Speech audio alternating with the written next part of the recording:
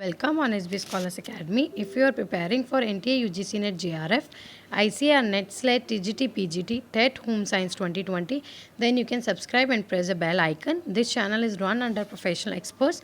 If you have any query, you can directly mail us on our mail ID sbscholarsacademy@gmail.com. If you want any kind of study material like previous year question paper, mock test and descriptive notes, quick revision notes, then you can directly mail us on our mail ID. सो आज की video में हम यह देखेंगे जैसे हमने last videos में देखा था थ्योरी ऑफ डेवलपमेंट के बारे में हमने पढ़ा था। फ्रॉयड की थ्योरी पढ़ी थी साइकोडायनेमिक के अंदर। फ्रॉयड ने हमें क्या दिया था, साइकोसेक्सुअल स्टेजेस के बारे में बताया था। लेकिन आज हम एरिक एरिक्सन का एक नया थ्योरिस्ट हुए साइकोडायनेमिक के अंदर, उन्होंने हमें साइकोसोशल स्टेजेस के बारे में बताया।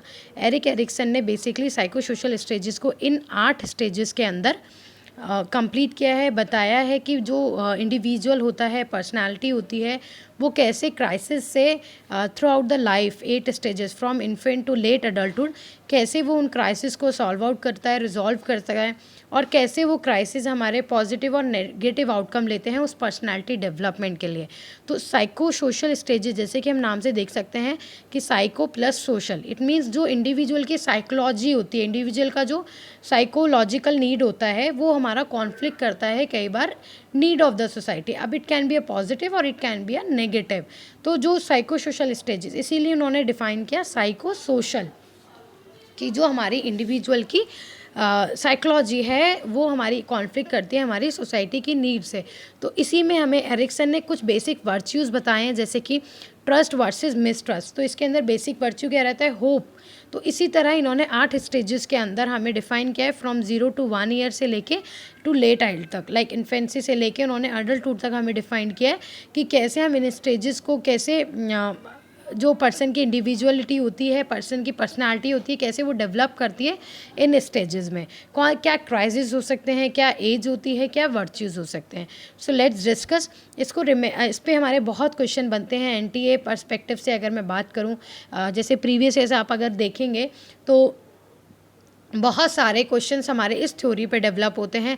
वो हमसे कोई भी एक थ्योरी उठा लेते हैं, पूछ लेते हैं कौन से ईयर कौन से नंबर पे है, किसके बाद आप इसको रीअरेंज करिए कि आप पहले ट्रस्ट वर्सेस मिसट्रस्ट है कि ऑटोनॉमी वर्सेस डाउट है, या आप इसको कौन सी ईयर में कौन सी थ्योरी डेवलप हुई है।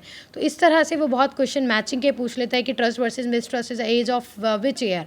तो इसका लर्न करने का तरीका, इसको जो आप कभी नहीं भूलेंगे, वो मैं आपको एंड ऑफ द वीडियो बताऊंगी। Let's discuss. पहले हम बात करते हैं कि इन सब स्टेजेस में एरिक्सन ने हमें क्या बताया है, कैसे वो पर्सनालिटी डेवलपमेंट कराते हैं। So let's discuss the first stage of the Erikson, that is trust versus mistrust. इसमें जो हमारा बेसिक वर्च्यू रहता है that is a hope and optimism, और ये 0 से 2 साल के बच्चे के लिए दिए है, यानी कि from the infancy, from the very starting of the age they start the observation and they develop the theory trust versus mistrust. Basically trust versus mistrust क्या कहता है, जैसे कि हम देख सकते हैं कि देखो हमने क्या लिखा है, the infant need physical and psychological care and healthy sense of attachment. तो ये हमसे क्या कह रहा है ट्रस्ट वर्सेस मिसट्रस्ट। जैसे 0 से 2 साल का बच्चा है, he is new to the world, उसको नहीं पता कि what is security, what is insecurity, what is trust versus mistrust. तो बेसिकली जो वो केयर अपने पेरेंट्स से लेता है, जो उसके पेरेंट्स उसको केयर देते हैं, if it is predictable, if it is reliable, तो उससे क्या होता है, अगर वो उसको सेंस ऑफ ट्रस्ट डेवलप करवाती है उसकी रिलेशनशिप में, तो दैट इज़ अटैचमेंट उसके अंदर डेवलप कराती है उस बच्चे की, कि अगर वो कभी डरेगा तो भी वो सिक्योर फील करेगा। तो that is a stage of the trust, की होप ही तो है उस बच्चे के अंदर कि no, my parents is giving me a good care, and if I am in a fear then also he feel no, I am secured by my parents. तो दैट इज़ इफ़ बच्चे को कंसिस्टेंसली ये मिल रहा है, care मिल रही है, attachment, sense of attachment मिल जाता है, तो दैट इज़ ट्रस्ट। अगर वहीं मैं इसका अपोजिट कर दूं, इफ़ इट इज़ अनप्रिडिक्टेबल, अगर वो केयर, वो कंसिस्टेंसी से उसको वो नहीं मिल रही है, वो रिलायबल नहीं मिल रहा है, तो बच्चे के अंदर वो क्या होगा, मिसट्रस्ट डेवलप होएगा, और वो मिसट्रस्ट क्या करेगा, उसके अंदर एक फियर डेवलप करेगा, एक मिसट्रस्ट की भावना, कि वो किसी पे ट्रस्ट नहीं कर पाएगा, फियर की भावना उसके अंदर डेवलप होएगी, जो कि उसके आगे लेटर ऑफ स्टेजेस लाइफ में वो कॉन्फिडेंट नहीं फील करेगा, एंड दैट ग्रो बच्चे के अंदर एक डिसएडवांटेज ऑफ दिस मिसट्रस्ट वो पैदा होगा अगर पेरेंट्स उसको सिक्योर एंड हैप्पी फील नहीं कराएंगे. तो that is only with the hope. Right. Next stages is a autonomy versus doubt. Autonomy versus doubt जो होती है वो 2 से 3 साल के बच्चे के लिए एरिक्सन ने डिफाइन की है. इस स्टेजेस के अंदर जो होता है ऑटोनॉमी को डाउट के साथ, बेसिकली इसके अंदर जो हमारा वर्च्यू रहता है that is a virtue of the will का रहता है. विल मतलब कि मेरे को फोकस्ड होता है. इसके अंदर बच्चे के अंदर सेंस ऑफ पर्सनल कंट्रोल होता है एंड डिपेंडेंस होती है. जैसे बच्चा फिजिकल स्किल्स पे, सेंस ऑफ इंडिपेंडेंस पे, and he the person also constrict afraid of the new experiences. जैसे कि बच्चे के अंदर विल होती है कि नहीं, I have to do something, and अगर वो बच्चे की जो कंट्रोल की भावना है, जो ऑटोनॉमी की भावना है, अगर वो उसके अंदर ग्रो अप हो जाती है, वो डेवलप हो जाती है, तो उसके अंदर एक पॉजिटिव ऑटोनॉमी डेवलप होगी. लेकिन जो वो स्किल करना चाहता है लेकिन वो नहीं कर पा रहा है, वो उसको न्यू एक्सपीरियंसेस नहीं मिल रहे हैं, वो अपॉर्चुनिटी नहीं मिल रही है सर्वाइव करने के लिए, then he may feel lack of self esteem. उसको स्ट्रगल करना पड़ेगा अगेंस्ट द अथॉरिटी. तो उसके लिए क्या करेगा, उसके अंदर एक डाउट की भावना फील होगी कि आगे मैं इस काम को करूँ कि ना करूँ. तो दैट इज़ कि सेल्फ एस्टीम उसका कम हो रहा है, उसके अंदर एक डाउट की फीलिंग आ रही है. वहीं अगर उसको वो अपॉर्चुनिटी मिल रही है उस काम को करने के लिए, उस विल को करने के लिए, तो इट कैन बी कि बच्चे की जो लेटर डेवलपमेंट है वो एक अच्छा हो सकता है. जैसे कि अगर मैं एग्जांपल लूँ कि बच्चे आजकल physically and becoming more mobile, कि बहुत डिस्कवर करते हैं मोबाइल से अपनी स्किल एबिलिटीज़ को कि मेरे को ये करना है, ये नहीं करना है. They play with the toy, और बहुत सारी चीज़ें हैं ऐसा कि वो जो कि मोबाइल से देखते हैं, इलस्ट्रेट करते हैं. तो अगर बच्चे को हम वो सब चीज़ें नहीं ला के देंगे और इस तरह हम बच्चे से दूर भागेंगे, तो दैट इज़ कि बच्चे के अंदर सेल्फ इस्टीम की जो लैक संभावना है वो कम हो जाएगी. उसका जो सेल्फ इस्टीम है, डाउट है कि मैं अगर ये काम करूँगा, मैं ये एबिलिटी अंदर अपने दिखाऊंगा, तो दैट कैन बी कम हो जाएगा. तो that is autonomy versus doubt. तो ऐसा हमने नहीं करना है. Next is initiative versus guilt. Initiative versus guilt is 3 से 6 साल के लिए बच्चे के लिए एरिक्सन ने डिफाइन किया. इसके अंदर बेसिकली क्या होता है, बच्चा प्ले के थ्रू सीखता है, सोशलाइज होता है और बच्चों के साथ. दैट इज़ जो कि उसका प्राइमरी मीडियम होता है वर्ल्ड को एक्सप्लोर करने के लिए. तो इनिशिएट करता है बच्चा, बेसिकली सोसाइटी के साथ इंगेज होता है, दूसरे बच्चों के साथ खेलता है. तो वहीं अगर हम उस बच्चे को उन सोसाइटी वाले बच्चों के साथ नहीं खेलने देंगे, तो दैट इज़ कि उसके अंदर गिल्ट की संभावना ज़्यादा पैदा होगी. तो दैट इज़ व्हाट इज़ कि हमें ये जो होती है initiative, sense of purpose, direction हम बच्चे को बताएं, वैल्यू ऑफ कॉपरेशन क्या होता है वो बच्चे को सिखाएं. तो दैट इज़ इनिशिएटिव. वहीं अगर हम बच्चे के अंदर वर्ल्ड को डिस्कवर करने की जो कैपेसिटी है उसको डाउट में रखेंगे, तो he may get into the fight और नॉट कॉपरेटिंग. तो that is initiative versus guilt. तो जो ये एरिक्सन ने सारी स्टेजेस बताई हैं, 8 स्टेजेस, उसमें या तो बच्चे के तरफ पॉजिटिव इन्फ्लुएंस होता है या नेगेटिव इन्फ्लुएंस होता है अपनी पर्सनालिटी डेवलपमेंट को लेके. तो यही इसमें बच्चा एरिक्सन ने 3 to 6 ईयर्स में बताया कि बच्चा टुवर्ड्स प्ले वो सोसाइटी से एंगेज होता है, बच्चे से जो अदर सोसाइटी के बच्चे होते हैं उनके साथ मिक्सअप होता है. तो यहाँ पे हमें बच्चे को एक इनिशिएट करना चाहिए. जो वर्च्यू होता है वो इनिशिएटिव होता है. Next I am talking about the industry versus inferiority. वो क्या होता है, 6 से 12 साल के बच्चे के लिए बताई है एरिक एरिक्सन ने इंडस्ट्री वर्सेस इन्फीरियॉरिटी, जिसमें कि कॉम्पिटेंस की भावना होती है कि उसको कोई उसकी सीरियस हॉबीज़ होती हैं, जैसे कि बिकम मोर कॉम्पिटिटिव.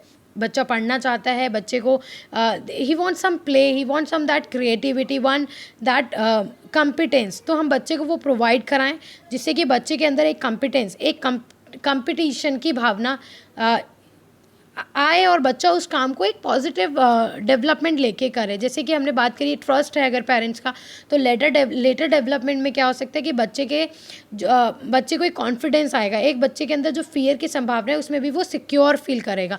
तो इसी तरह इन्फीरियॉरिटी, अगर हम बच्चे को वो फीलिंग्स नहीं देंगे, वो बच्चे को एनवायरनमेंट, वो हॉबीज़ जो हैं उसकी उनको ग्रो अप करने के लिए एनवायरनमेंट नहीं देंगे, तो it can lead to the inferiority कि उसका जो खुद का सेल्फ एस्टीम है वो कम हो सकता है, बच्चा डर सकता है, बच्चे के अंदर एक एक इनकन्सिस्टेंसी, बच्चे के अंदर एक इनकम्पिटेंस की जो भावना है कि मैं करूँगा तो मैं गलत हो जाऊँगा, तो बच्चा वहाँ पे कभी भी इनिशिएट नहीं करेगा। तो इससे क्या होगा कि बच्चा हर जगह उसका इम्पैक्ट आएगा, हर डेवलपमेंट पे, हर एस्पेक्ट पे जो डेवलपमेंट के है उस पर इफेक्ट आएगा।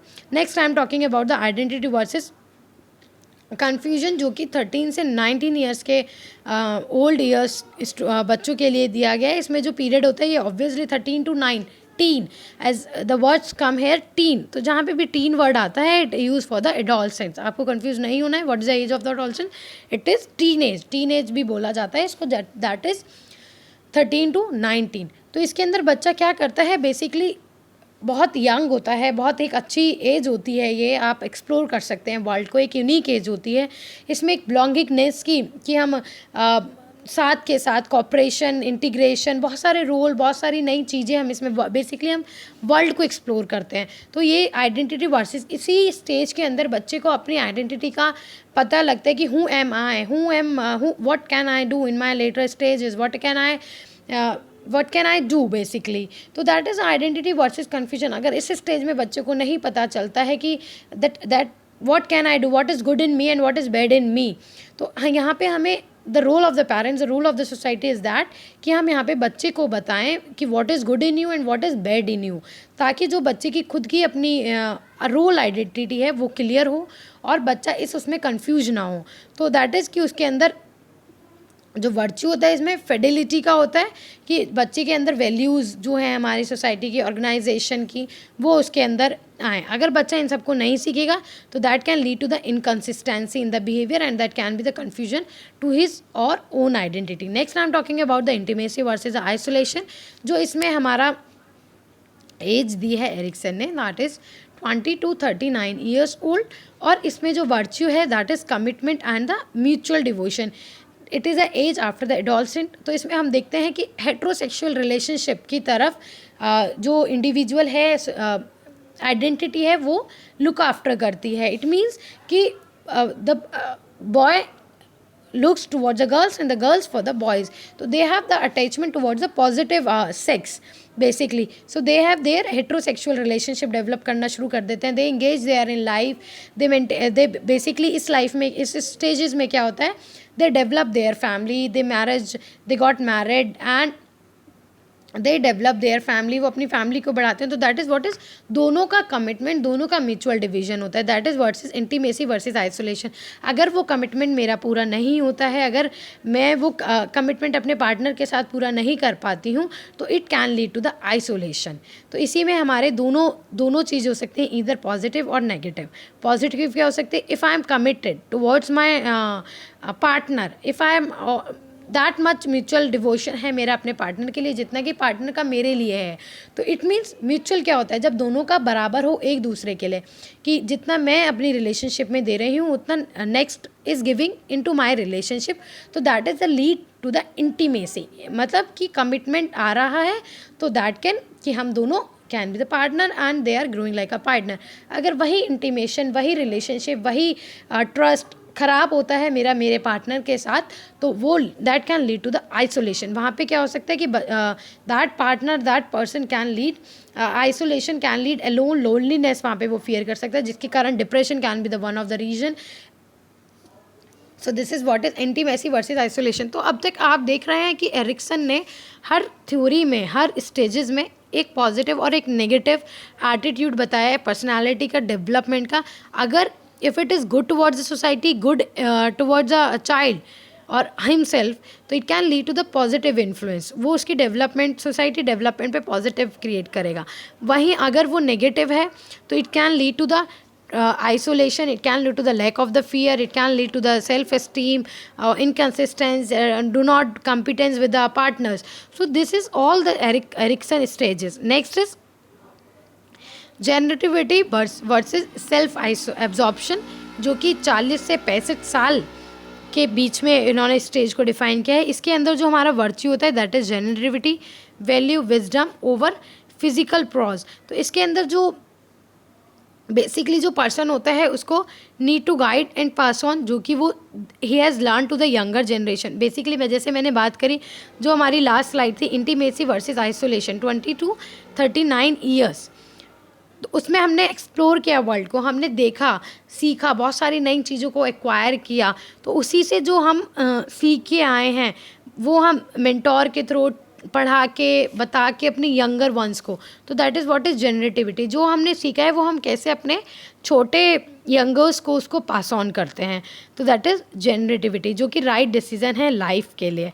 ठीक है, वहीं अगर वो हम मैंने तो बहुत, मेरे पास तो बहुत ज्ञान है लेकिन मैं अपने छोटों को नहीं दे रही हूँ, तो ना तो उस ज्ञान का कोई फ़ायदा है, and that leads to the self absorption, कि जितना तुमने अभी तक अपनी एज में लिया तो वो तो तुम्हारे तक ही है, तो it is not leading to the another stages of your life, like younger ones को आप नहीं दे रहे हैं, तो it can be feel stagnant, truth about getting older and relieve truthful fantasies basically.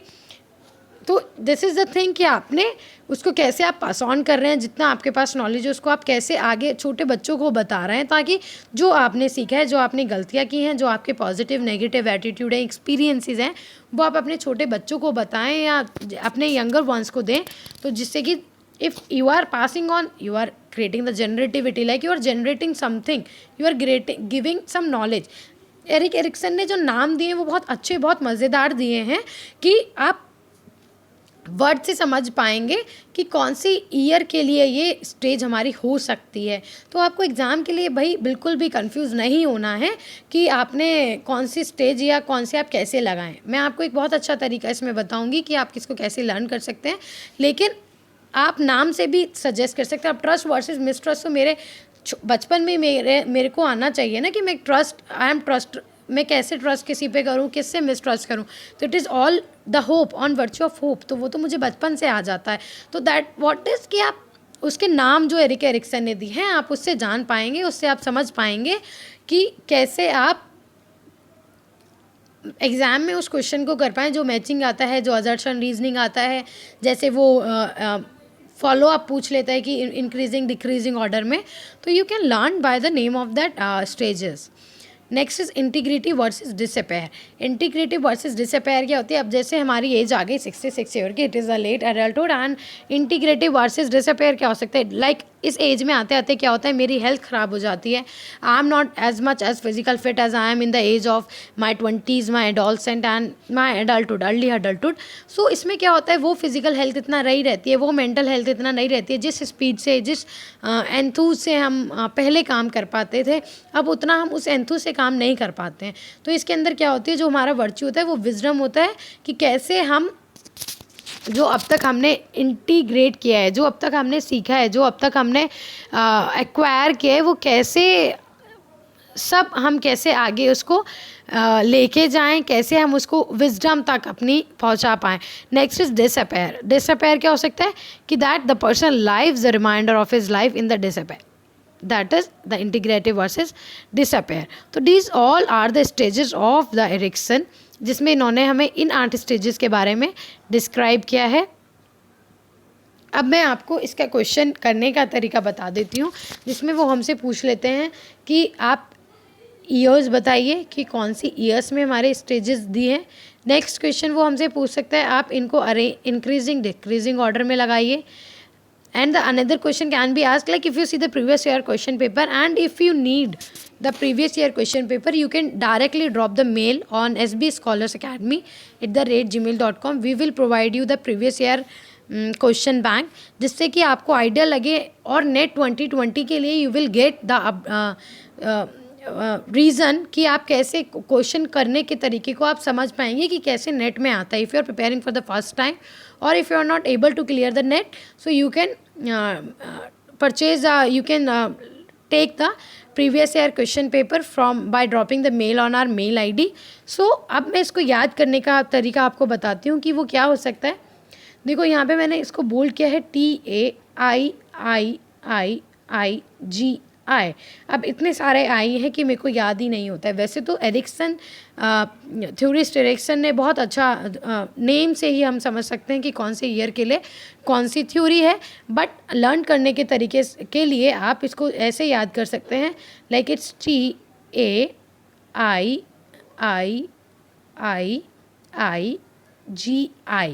तो इट इज़ ताई जी। तो you can remember by the word ताई जी। तो जब आपको याद रहेगा भाई टी फॉर ट्रस्ट वर्सेस मेरी trust, AI, A for autonomy versus doubt, A for initiative versus guilt. अब ये तो आपको मैंने जैसे समझा है, आप उसको वीडियो देखें समझें तो आप इसमें कंफ्यूज नहीं होंगे. Industry, identity, intimacy. Next GI, तो ताई जी वर्ड बना तो उससे जनरेटिविटी और इंटीग्रिटी हमारी डेवलप हुई. तो आई कैन प्रॉमिस यू कि आप कभी भी एरिक्सन की स्टेज को नहीं भूलेंगे if you remember this word and if you एक बार आप इस वीडियो को देख लेंगे. So if you have any query you can comment on my video or you can drop the mail. Thanks for watching my video.